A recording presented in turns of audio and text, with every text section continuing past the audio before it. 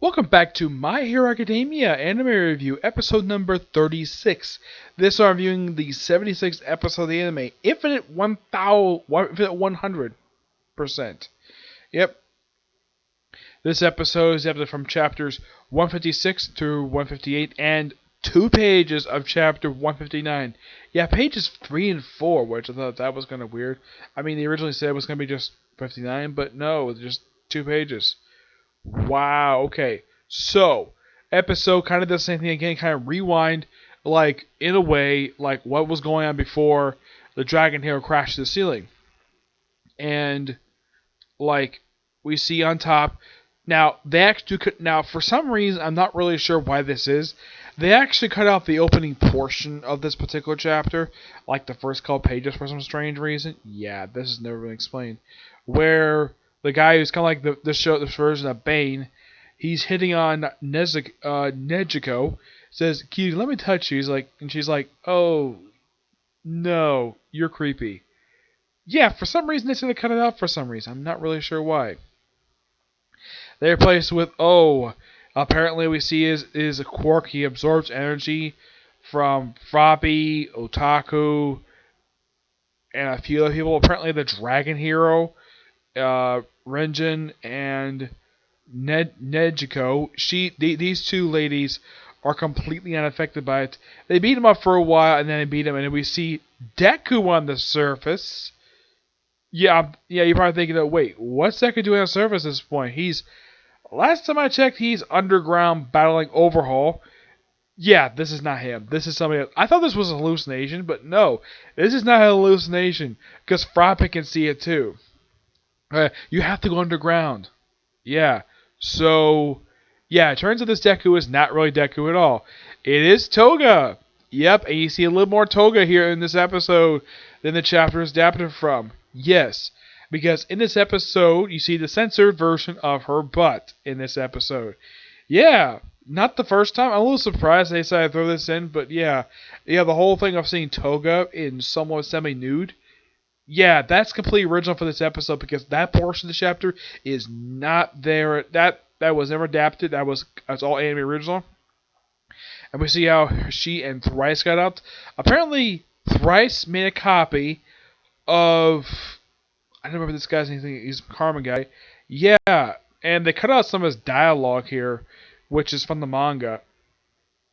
Like put some clothes on Venus Flower. You actually see a little bit more of her in the nude that you do in the anime. They do in the manga. And that's the last I see of them. They actually do show up in the next chapter. They show up at the concluding, the pencilum chapter of this particular portion of the story. Yeah, but I'll probably get to that probably next week. And then we see them crashing the ceiling like they did before.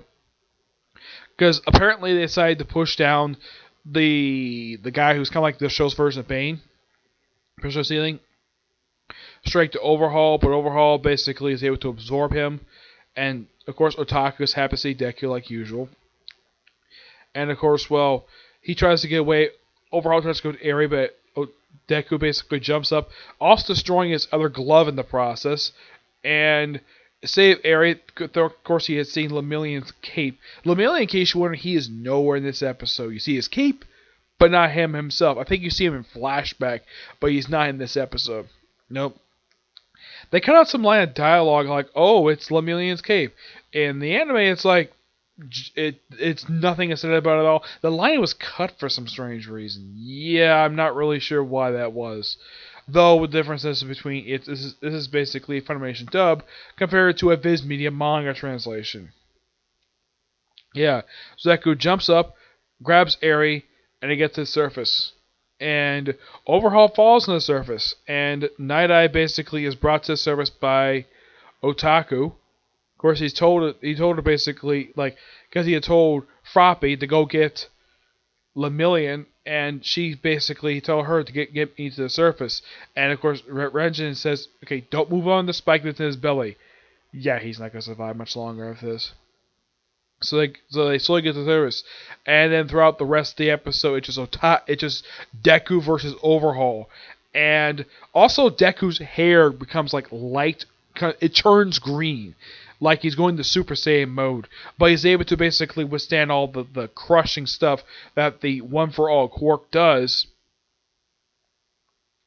Yeah, because of Eri being near him. Yes, Eri is basically reversing his injuries.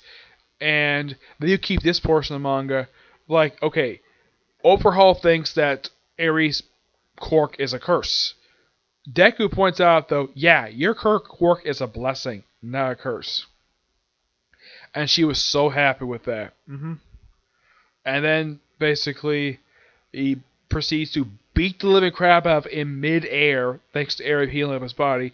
And then basically crashes down. Of course, it's massive fall off, and of course the episode ends with basically Deku laying on the ground perfectly fine, and like you see Overhaul just lying on the ground, and that's where the episode ends. It is by far a really good episode. It didn't feel a little bit disappointed like it was last week. This episode just so good, and surprisingly of how much they adapt. You could just say you could adapt just 3 chapters, but no, you threw it. Now, I get why they threw in those 2 pages from chapter 159 because it'd be kind of awkward. Just like, oh, we ended with Overhaul just hitting the ground. That's we end the episode. No, we had to actually see him on the ground.